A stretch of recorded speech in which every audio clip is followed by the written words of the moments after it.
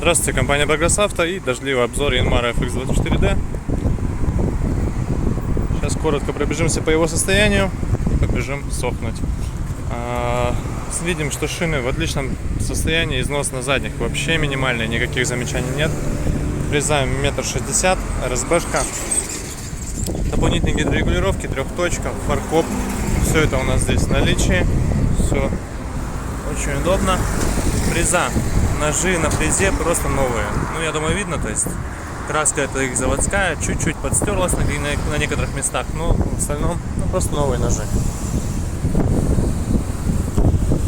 Шины по левой стороне также полностью целые, износ небольшой.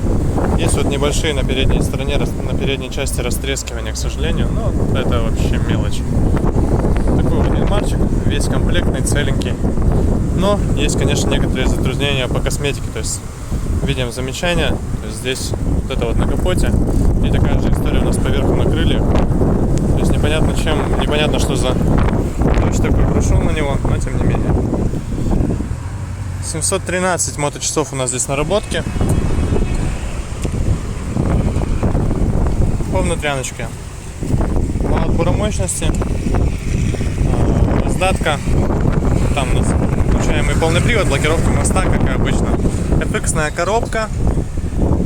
И, соответственно, гидрорегулировки. Давайте запустим трактор. Сразу смотрим, что он отлично запустился.